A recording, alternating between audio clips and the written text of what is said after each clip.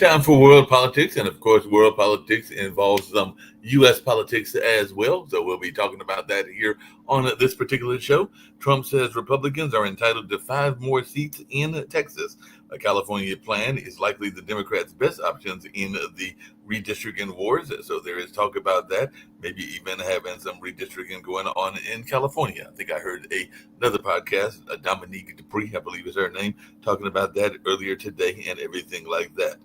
Texas Attorney General Paxton will try to expel Texas Democrats if they don't return by Friday, today being Tuesday, and all along those lines. So definitely the U.S. Senator is asking the FBI to help arrest Texas Democrats fleeing as State House fails to reach quorum for a second day.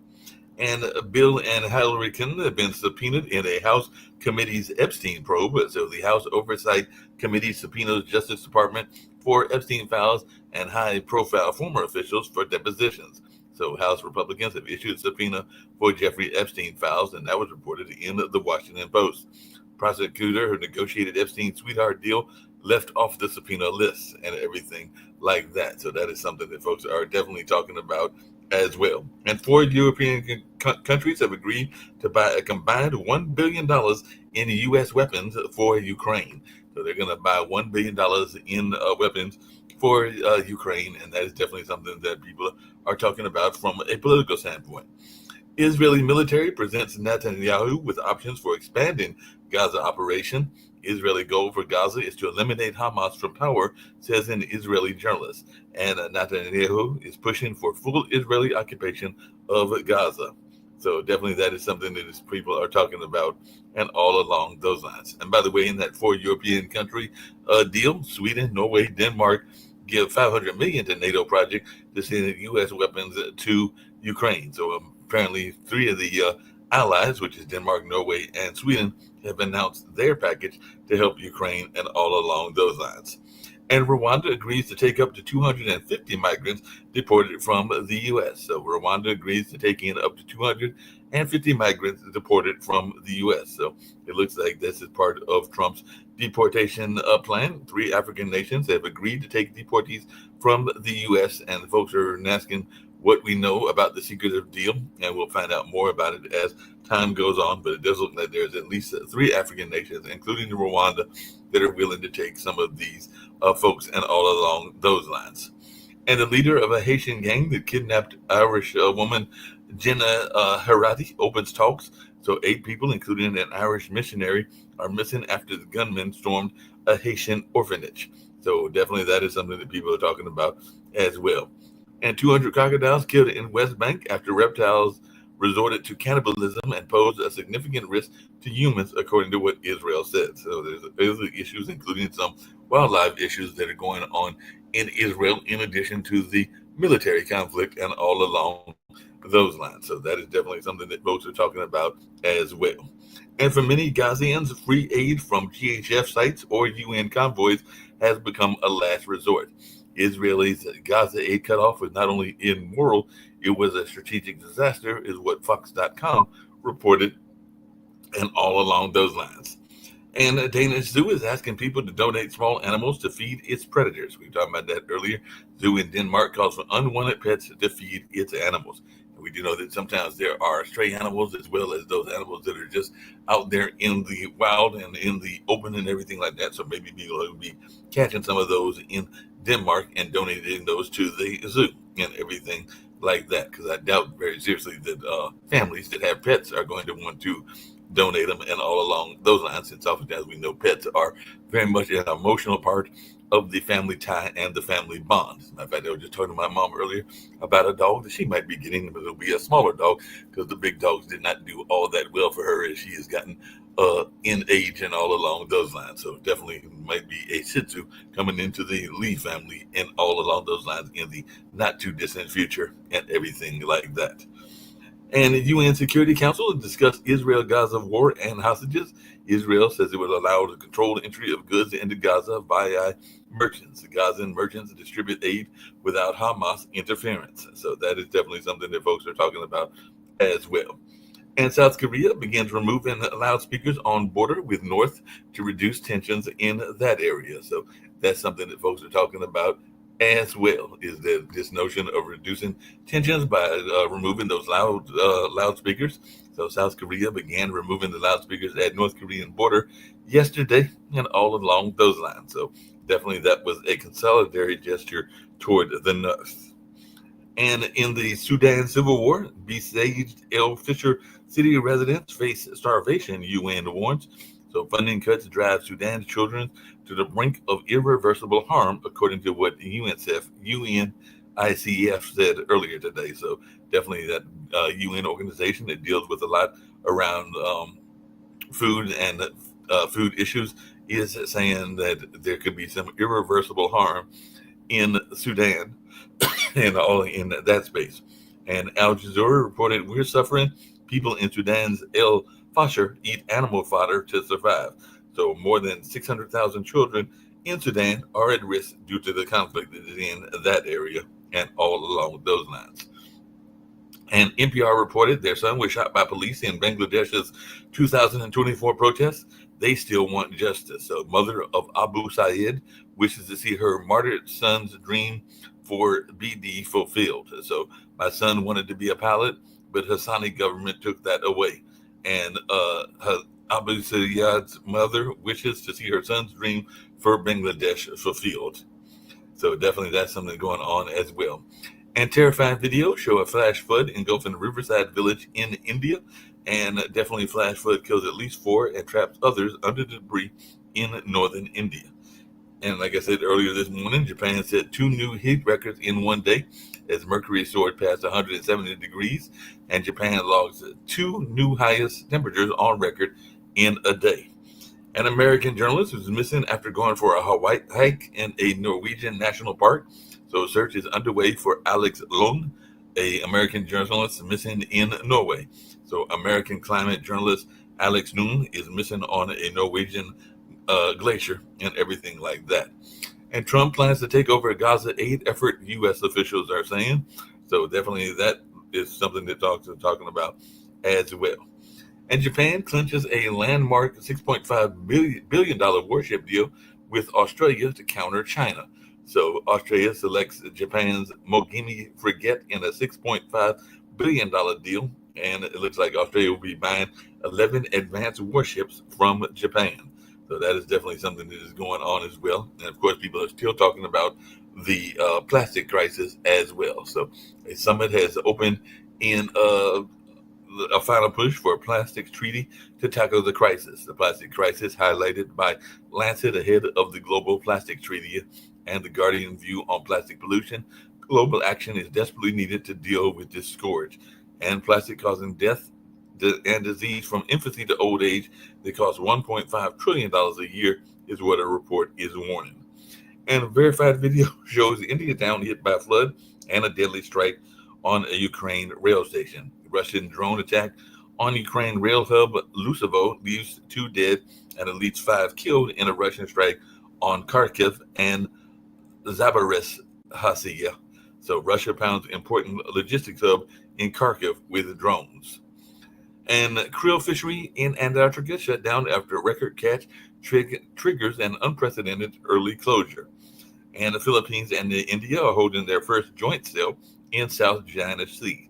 So India and the Philippines staged a joint naval drill in the disputed South China Sea, and that's something that folks are talking about as well. And Hong Kong issues highest weather warning as rain shuts schools, courts, and hospital wards. And Putin widens his efforts to control Russia's internet. So it looks like Russia is reining in the internet by blocking the websites and isolated from the rest of the world in terms of some of the things that they're doing. So Russia builds a new web around Kremlin's handpicked super app and disrupted, throttled, and blocked state censorship, control, and increasing isolation of internet users in Russia.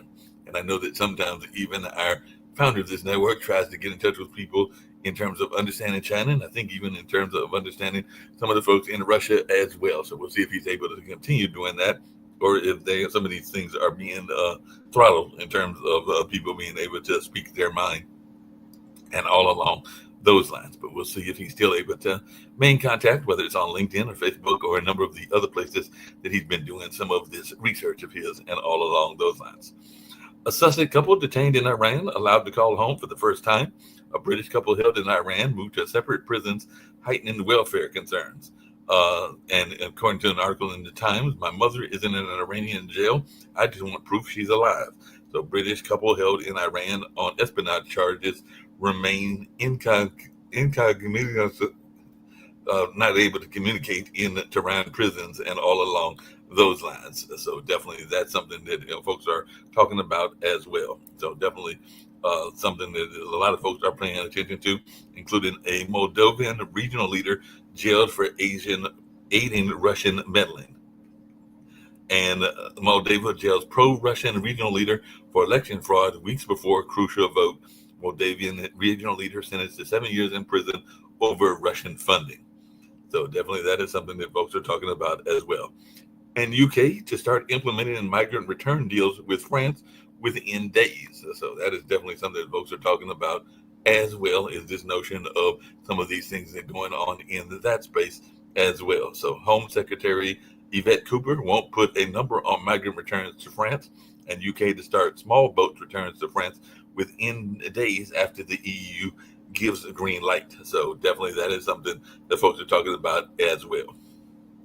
And Israel's government votes to dismiss country's attorney general. So Netanyahu fired the attorney general as domestic pressure over Gaza heats up. And Gantz says Netanyahu to blame for ministers telling employees to ignore attorney general despite the high court order. So definitely that is something that folks are talking about as well. And Cambodian and Thai officials met in Malaysia to iron out their ceasefire details. And definitely some folks are asking, why did Thailand and Cambodia fight a senseless border war in the first place? So Thailand and Cambodian officials met in Malaysia to cement their ceasefire details and all along those lines. And Britain affirmed support for Palestinian state under 1967 borders. And apparently the West is flocking to recognize Palestine. And according to Harrods, it could make things worse for the Palestinians. And so actually, even in the BBC, it said thank you, but it's too late. By some Palestinians aren't convinced by Starmer's promises and all along those lines. And Ukraine bets big on interceptor drones as low-cost air shield and all along those lines. So Ukraine's killer interceptors take aim at Russia's Shahed drones. And Ian Alischi, a former Romanian president, died at the age of 95. So he was the person that steered Romania after the revolution and all along those lines. And he led the free market transition, and he passed away at the age of 95. And a fish falls from the sky and sparks a brush fire in British Columbia. So that is definitely something folks are talking about. Even the AP News was talking about a bird dropped a fish on power lines and sparked a brush fire in Canada, according to what firefighters are saying. So a fish is suspected of sparking a blaze that knocked out power for over 1,500 people, and it was a fish dropped by an osprey that caused the brush fire and the power outages. On the precipice of defeat, 19 former defense chiefs demand an end to the Gaza war. So hundreds of Israeli ex-officials are appealing to Trump to help end the Gaza war. Former IDF chiefs call on Israel to end war in Gaza as Netanyahu claims starvation is Hamas libel. So hundreds of ex-Israeli security officials are urging Trump to help end the war in Gaza.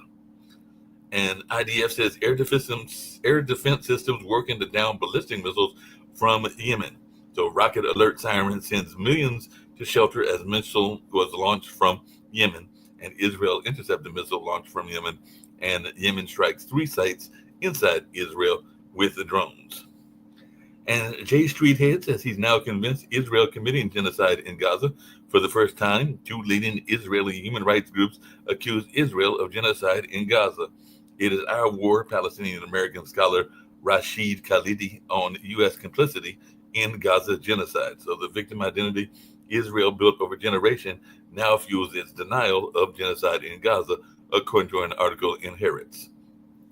And Argentina's Milei vetoes pension and disability spending increases, citing fiscal deficit pledge. So Milei vetoes pension disability spending increases as Argentina feels the cuts in that area and all along those lines. And Israelis are starting to talk about famine in Gaza. Saudi Arabia is making a power play against Hamas in Gaza as well. So definitely that is something that folks are talking about as well. And Russia's Ryazan oil refinery halves refining capacity after drone attack, sources say. And Ukrainian drone attack sparks fire at oil depot in Russia's former Olympic city, governor says. So Russian TikTokers held over drone strike video and UK wealthy exodus claim. So young woman found for filming oil debut fire after Ukrainian drone attack. And 19 suspects go on trial for a 2024 terror attack in Russia. Trial began for suspects in the 2024 Moscow concert hall attack that killed 149 people. Suspected gunmen go on trial in Moscow over the concert hall terror attack, and all in that space. So we'll see how this trial plays out as well. And the Jeju airplane crash highlights decades of blunders and deadly runway wall. National Assembly bans concrete mounds near airports to enhance safety standards. And the New York Times, a leading U.S. newspaper, focused on the concrete mound on the runway and all along those lines. So definitely folks are talking about that crash that was in the Asian area as well. And a New Zealand woman was arrested after a 2-year-old girl was found alive in a suitcase stowed in a bus. So definitely that's something that folks are talking about as well. And Israel fire again kills Gaza aid seekers as U.S. envoy meets with hostages' families, and Israel forces killed more than 80 people across Gaza as starvation worsens, and all along those lines. So that's some of the things that are going on politically in the world and around the world, and all along those lines. We're going to take a little bit of a commercial break and all in that space, and then we'll be back with a little bit of U.S. news as well, and then we might wrap up early and all along those lines and let some of our folks join us and all in that space. But right now, let's check out what's going on with the store.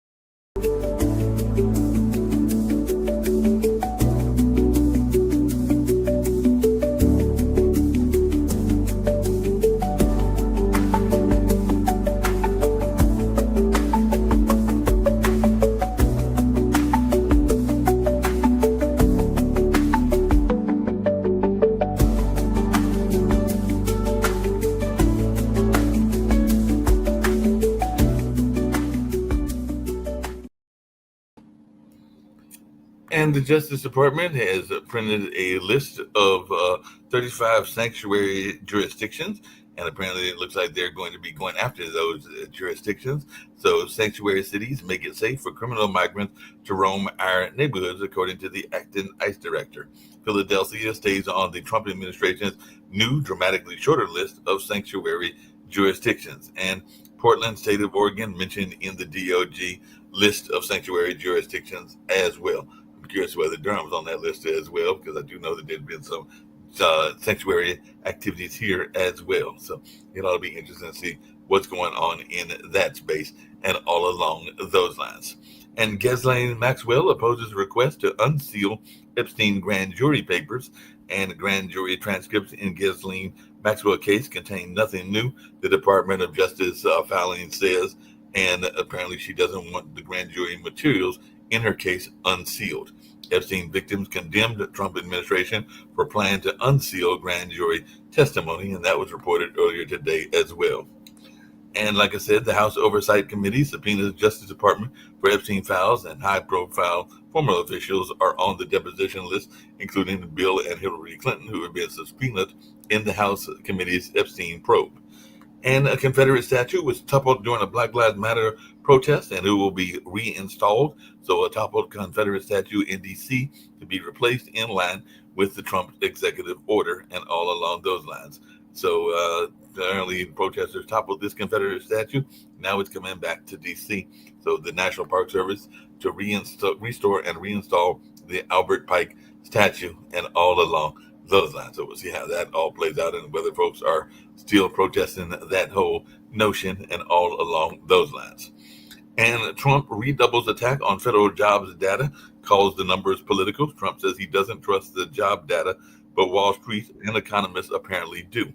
So Trump's firing of his labor statistics chief is an ill-fated political mover. Trump's claims of rigged job numbers challenged by the CNBC host and all along those lines. And by the way, I heard that Trump was making a joke about the CNBC and everything like that. So I'm bringing in Sasha. I see Sasha has joined me and everything like that. And it's been a long and lonely day here at World Politics. But Sasha, apparently Trump is saying that he he offered or said he doesn't want Scott Bessent to have the job of the Fed when Powell is up for his tenure in next year in May of 2026. But he did say that he might be willing to give it to the fine folks at CNBC. So I guess he was being interviewed by CNBC, and he was thinking that they could be smart enough to hold that job and all along those lines. Because I think the Treasury Secretary said he was perfectly fine with where he was at and everything like that. So I know you follow a lot around investments. As a matter of fact, we'll have the investment show tomorrow. So who do you think he's going to pick to be the head of the Fed and all along that, the Federal Reserves and all in that space? Because he's basically, I know he's been at odds with some of what Powell has said, even though some people are saying that Powell is doing the correct things in terms of holding the interest rates down and all along those lines. But what is your take on this whole notion of possibly, because I mean, he hired a bunch of Fox people, so it won't be news for him to hire some CNBC people. Well, Trump has a habit of assign certain positions to his most trusted people, and some of them, like Marco Rubio, holds 4 different positions. So I'm pretty sure that Marco Rubio can become a chairman of the Fed, so it will be his 5th position in the cabinet, and I think he'll do a capable job. So all what he has to do, Trump will tell him raise interest rates, he will raise, lower interest rates, he will lower interest rates. And that's what Trump needs. Trump doesn't need somebody, kind of an independent body that, based on economic conditions, will make a decision on interest rates. He needs somebody who will say jump. Somebody will ask, how high, Mr. Trump? That's what he needs. Oh, so he needs a bunch of yes men, is what we're saying. He needs somebody Absolutely. And that's what he has. All his cabinet, all these people in the administration, they're all yes men. That's it. And that's what he needs. He cannot work in any other environment. And his first cadence proved about that. If you remember how many people were fired and what was happening in the White House, that's how he can. Boris Yankelevich. We got a phone call. Just a moment, I have to. Yeah, no problem. Take the phone call, and I'll take you off. Yep. So yeah, we'll wait for him to come back. He's got to answer the phone call, and all along those lines, I'll get to some of the other items while we're waiting for Sasha to come back, because I did have a question for him about NATO once he's done with his phone call and all along those lines. But you got to take care of business, including our own business, whether it's family or other things as well. So definitely I can understand that and all along those lines. By the way, India is shifting to damage control after Trump ramps up threats against them. So Trump again threatens very substantial hikes for India over Russian oil, and Narendra Modi and Donald Trump are going head to head. So definitely this is something that folks are talking about as well.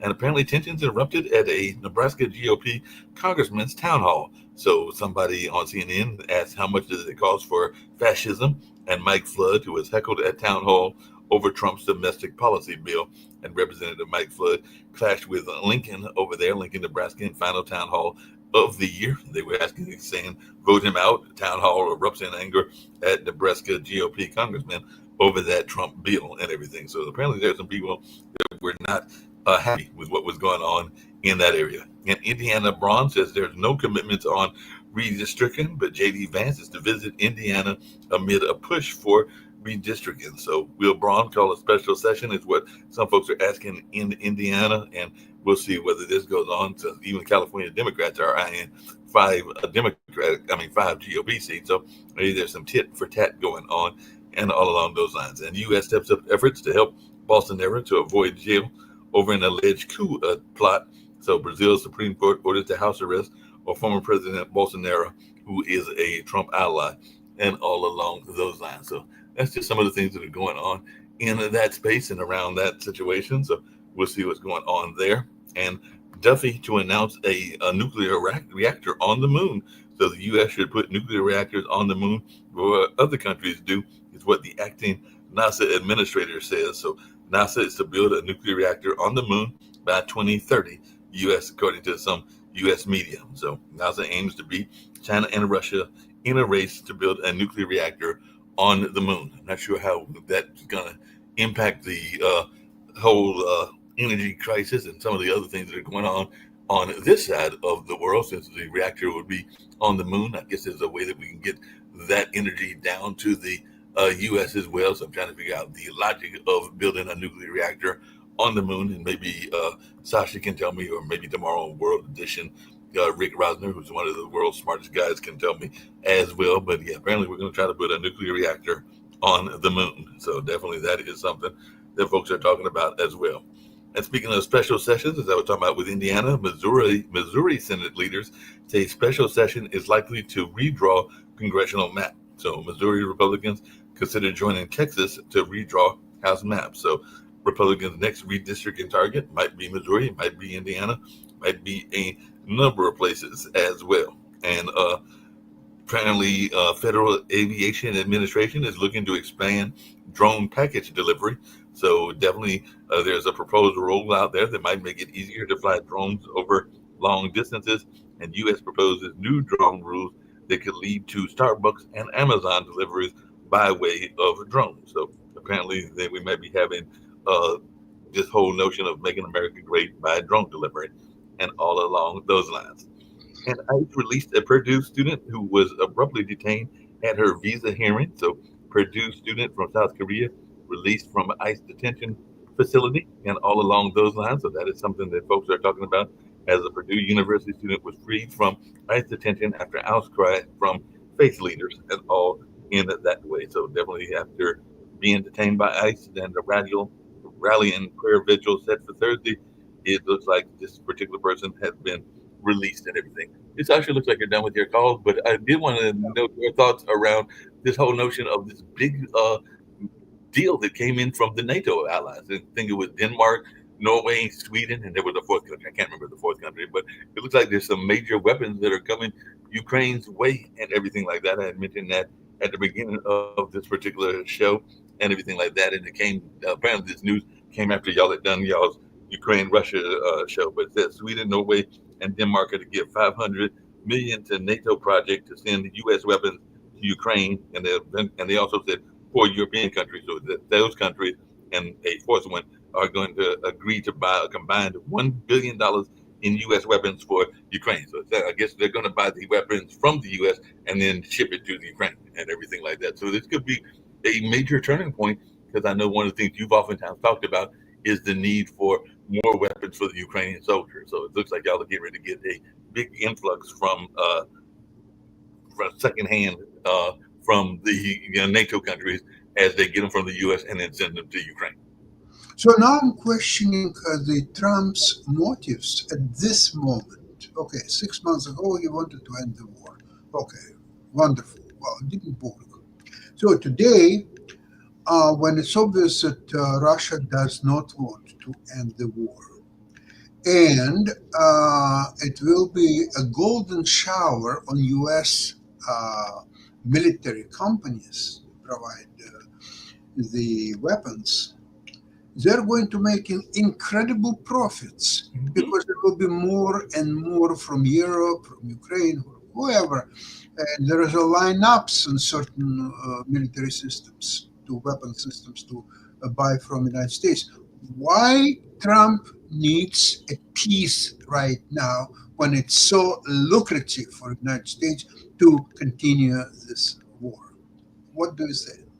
That's a good question because, like I said, one of the ways that countries, whether it's the U.S. or Europe, are able to get out of economic downturn is to get involved in military conflicts. And a lot of times they don't want to get involved in direct military conflict because that means, as you know from what's going on in Ukraine, the loss of lives. And a lot of times people start getting upset when it's the loss of the lives of their fellow countrymen and everything like that. So we do know that the military and the military complex can oftentimes help a country that is in economic disarray get out of economic disarray. So you may have a valid point that this is a way for him to boost the economy without having to sacrifice any American lives.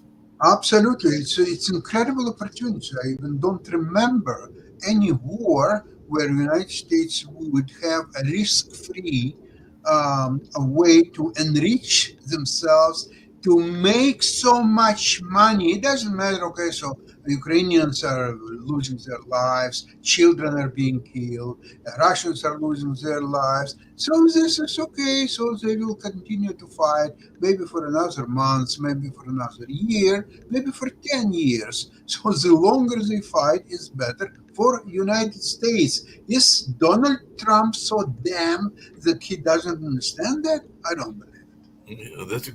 Yeah, does he not understand that, or maybe this is his way to make America great again, is by having America get involved in the various military conflicts without having to actually be directly involved in everything? Because I was also trying to figure out this notion of sending people to other countries that they're not even from. Because the other thing that I had mentioned before you got here was this notion that apparently there are several African countries, including Rwanda, and we know some of Rwanda's bad history, and all along those lines, to take up to 250 migrants that have been deported from the U.S. So I guess they're just going to take them, even though they might not be from Rwanda. So apparently there's 3 African nations that have been like, oh, sure, just send them on over. We'll take them and everything like that, even though they might be from El Salvador or Venezuela or some other country that's not even one of their countries from their continent and everything like that. But he's like, sure, just bring them over. Well, that's something I'm less knowledgeable on that subject, really. If you want to send people from one country to another and from another country to a third country and so on, because I heard that he wanted to get Palestinians out of Gaza and make their 5-star resorts and so on. So he has a lot of ideas. You just don't know which one he will follow 30 minutes later. There's no telling which ones he's going to follow. And by the way, it does look like there is a lot of development going on in Israel too, and all along those lines. But I did not realize, because like I said, I've not been to the country. I've got friends that have visited the country, including some that have gone there for various religious kind of Mecca visits and all along those lines, whether it was Muslim friends or Christian friends, but they've gone there to go to the holy city, including some that were Jewish as well, and all along those lines. But having never been to Israel, I did as a baby go to Turkey when I was an infant and everything. I did not realize that there were a lot of crocodiles in the West Bank. So you've been to Israel, and did you know this? Because apparently that was one of the other articles that I mentioned, because apparently they had to kill a bunch of crocodiles after the reptiles resorted to cannibalism and posed significant risks to humans. And this is what Israel said. So Israel said that these crocodiles are causing problems and everything. And I don't remember, I knew crocodiles were big in Australia, but I don't remember crocodiles being big in Israel. But then again, Israel and Egypt do have the Nile, so maybe the crocodiles are roaming those particular rivers and everything. But when you were there, did you see a lot of crocodiles? Not too many, actually. I haven't seen even one. It doesn't mean that they don't exist. It just means that I haven't visited places where they are, or the crocodiles didn't visit the places where I was, and therefore we couldn't see each other. That's all what it says. Yeah, that makes sense. Maybe the crocodiles were like, no, Sasha's here. We're going to avoid him and all along those lines and everything. But like I said, I did not realize this. But apparently, there is some opening up of the Gaza aid. So they are saying that there is more aid coming to Gaza and all along those lines. So this is some good news. And we are seeing that there is more development going on in that area as well. So maybe this is going on. And apparently, the Israeli military has presented Netanyahu with options for expanding his Gaza operation. So it looks like they want to eliminate Hamas from power. And I know you've been talking about that as well. And apparently he is pushing for full Israeli occupation of Gaza. But then again, we had Trump that wants to put a Gaza resort. So, I mean, is he going to get full occupation, meaning Netanyahu, and then he's going to give part of it, which is the coast, to Trump to build a resort? Well, Trump has a real estate developer mentality. Let's see, if you are buying a piece of property, and there are some people who lives there, and you want to redevelop the property. So what you do, you make them an offer to leave, to relocate them in some better place or similar place, maybe close by, maybe a town or whatever it could be negotiated, and then you develop the property. So Trump, if that's what he wants to do, he has to make an offer to Palestinians to leave this territory, because to explain that this property now belongs to a new consortium of businesses where I'm part of it, and there is also Qatar, and there is Egypt, and there is whoever else might be. And we make an offer. Okay, here is a place you can go. It's comfortable. There is no war. You will have food supply. We will assign a company, whether it's a DoorDash or Uber Eats, something will be delivering you food 3 times a day. And you can make your own menu, what exactly you would like to be delivered. The only thing is, you have to leave, let's see, in 2 weeks' time. That's a deadline. Now, if you do not live in 2 weeks' time, then there will be no food, there will be a terror, there will be weapons thrown at you, like bombs and artillery shells and so on. Okay, it's your choice. Let us know. Here's 24 hours for you to decide. Something like this would work probably. That could possibly work and everything. I have another great idea. You'll love this proposal and everything, because you remember that when there was the debates going on, Vance and definitely his opponent were having a whole debate about this whole notion. I believe it was Ohio that was saying that folks who were over there were eating the dogs and cats and all along those lines and everything like that. Well, apparently in Denmark, there, which I thought was a fairly well-to-do country and everything, the zoo is asking people to donate small animals and their pets to feed the predators and all along those lines. So I'm thinking, if there's a bunch of people eating cats and dogs in Ohio and all along those lines, which is what Vance and others claimed and everything, that they can just donate the cats and dogs from America to the folks in Denmark, and that will solve their problem. And then you won't have a bunch of upset Danish kids, because we know that kids are very much attached to their pets. I know that you've got grandkids, and I know that they probably got pets and everything. They're probably attached to their pets. I know that before he passed away and everything, our own founder was attached to his dog and everything like that. But unfortunately, till he passed away and all along those lines. But I'm thinking that this is a quick solution if Vance is correct and people were eating cats and dogs in Ohio, even though I never believed that they were doing that and everything like that. But it could be a quick solution. What do you think? That we could just send the unwanted pets and dogs, because there's a lot of animals in the shelters here in the North America, and I'm sure in Canada as well, that are not wanted. So we can just ship them to Denmark and send them to the zoo.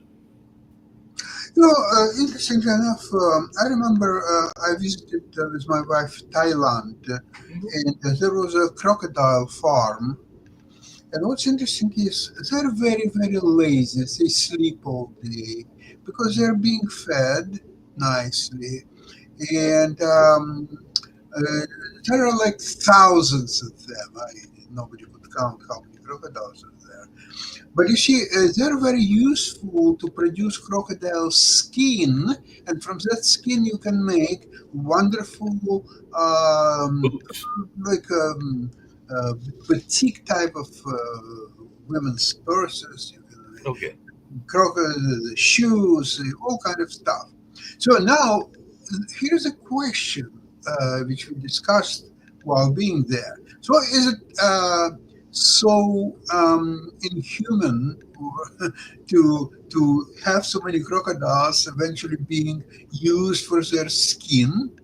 However, before that happened, they are fed nicely, they have wonderful life, they don't have to worry about anything.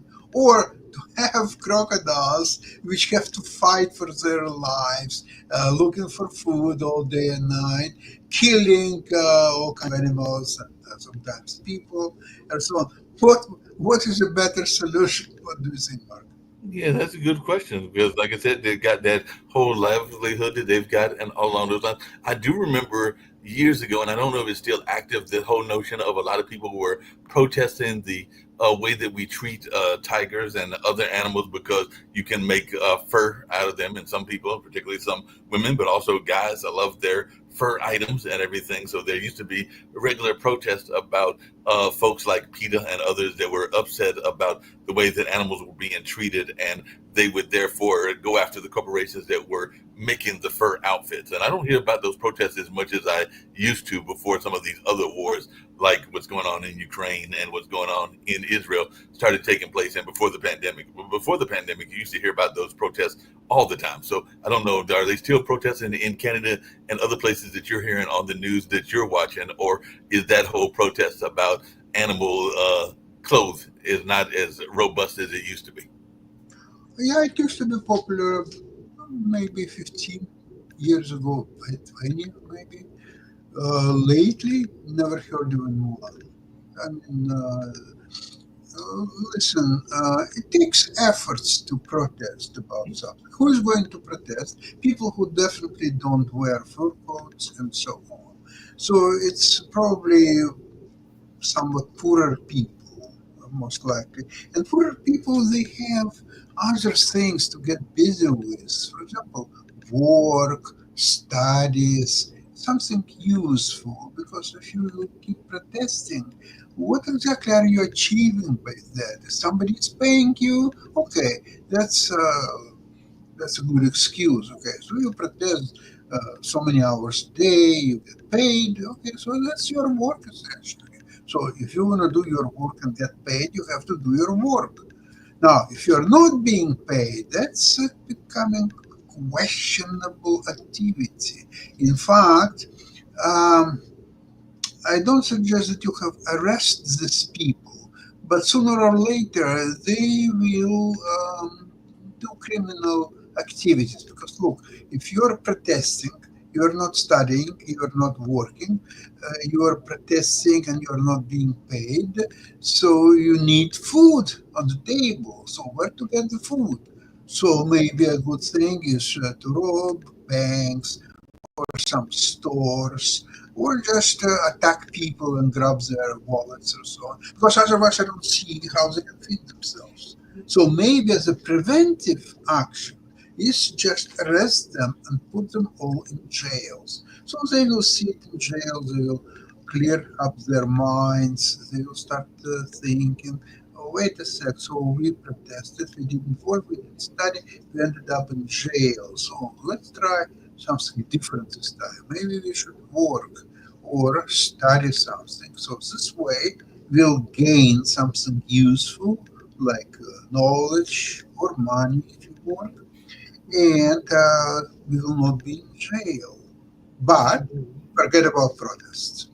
Well, what would you do with career protesters? Because I know even here in North Carolina, there have been a lot of people that have been protesting at Duke because Duke is a major developer and they're a major employer. But there are some people that are complaining that they don't pay their workers enough and that they don't do enough in terms of like even paying the city enough because they don't have to pay enough in terms of property taxes and all along those lines. So I do know that there have been a lot of protests where people have been having these rallies and all along those lines. There's supposed to have been one I mean, there was one last week. I just didn't attend it because I had to go to my other job and everything. But I do know that there have been a lot of people protesting about unfair treatment of a major institution, that being Duke University, the way it treats both its workers and the city that they are resident in. And I've heard it not just here in Durham, but also in places like Harvard and places like Yale, which is in Connecticut, and even places like UCLA in California and SMU in Texas, and a number of other places where they're saying that these universities aren't paying their workers enough, and they're also not paying the city enough in terms of property taxes and all along those lines. So, what is your answer to those folks? They shouldn't protest, or do they have a legitimate complaint? First of all, if you have legitimate complaint, you have to do exactly that. Complain to your representative or whoever might be in a position to change something. Now, if you are protesting that they don't, what do you say, they don't pay people for their work. Right. But if you're protesting and you are not working, nobody will pay you any money either. So what are you achieving? You're achieving that you deprive yourself and your family for any meaningful income to support some people, other people who are not gaining their useful or whatever income they're due to be paid. To me, this is absurd situation, really. Unless somebody will pay you, let's see if people will employ you to protest, say 6-8 hours a day. You're being paid $25 an hour. That's a different story. Now it's justified. Of course, you have to protest and try not to make it not 6 hours, but 8 hours to get more money. So it's $200 a day. Do it. But if you're not paid, Yeah, I'm sure some of these people are getting paid some sort of money, whether it's minimum wage or something, in order to, because I can't see them just doing it for the sake of doing it. So I'm sure that, like you're saying, that they're getting some sort of money. I did have another question for you, just in terms of the Ukraine-Russian war and everything, but in parallel to another one, and all along those lines. Because one of the things I brought up before you came on was there used to be this notion in military conflicts, and you know this as well, that you would irritate your opponent by playing music that they did not like, and all along those lines. So there was this whole notion of kind of what took place with the lady from Japan that would be playing music toward the American soldiers, and all along those lines during World War II, if I'm remembering correctly, and all along those lines. And of course, South Korea, we had these loudspeakers blasting at North Korea, and I'm sure they were playing a bunch of K-pop and a bunch of other music that the North Koreans probably didn't like, and everything like that. So I was just wondering, from your perspective, and I'm sure that, because I remember they're dropping flyers on Russia, telling Russia how the injustice of the war and what Russia was doing was wrong, which is very true, and all along those lines. But from your perspective as a musician, and also as one that has worked in the music business and everything like that, what kind of music could Ukrainians play that would be similar to South Koreans playing K-pop at North Korea? Because they just started removing the loudspeakers because apparently they accomplished what they wanted to accomplish. So now they're going to do a consolidatory gesture. So I'm just wondering, from your perspective, what could y'all play toward Russia, meaning Ukraine, that would irritate the heck out of them? Well, I would definitely start with a selection of Beatles music. The early Beatles, the Sgt. Pepper's Club, and even Let It Be. So, I mean, there are various, and you know what, you can use 90% of your selection and you will never go wrong. So that would be the first thing. Now, I would recommend probably Seventh Symphony of Beethoven. That would work really well. The Fifth Symphony, of course, Ninth. Actually, Eighth is not bad either. Now, from Mozart, I would select if it's for Russians, I would select Requiem. I think that would be a great tune for them to listen and get accustomed to that. Well, Jupiter Symphony Jupiter, it's number 41. That would work well. On the lighter side, okay, from contemporaries, Keith Jarrett, anything what he plays would work. No country and western? Because I don't know Putin knows country and Western. Putin, okay, so ask him to perform. Maybe we could play some Randy Travis or some other Yeah, country and Western folks that he doesn't know, and John Mellencamp and folks like that. he's playing piano with one finger, and what I would recommend is to cut that finger so he will not be able to play piano anymore. That Yeah, would I like that idea and everything. The other thing that I saw, and then we'll get ready to wrap up and everything along those lines, because I know we got this show with Wall Street, I'm not Wall Street, Lawyers Den coming up at 6 o'clock with Nick and I think Peter's on that show that used to be on okay. with you on modern investment and everything.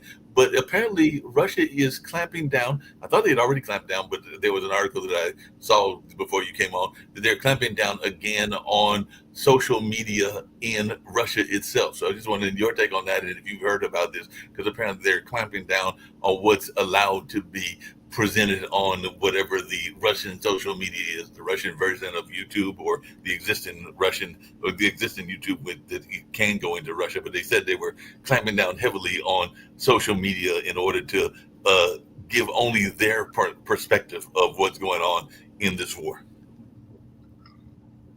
Well, it's puzzling of what they're saying and what they're talking about. And the latest message from the Kremlin was that they are prepared to stop the war once the actual, real reason for this war will be eliminated and taken care of. What was that reason? Oh, apparently somebody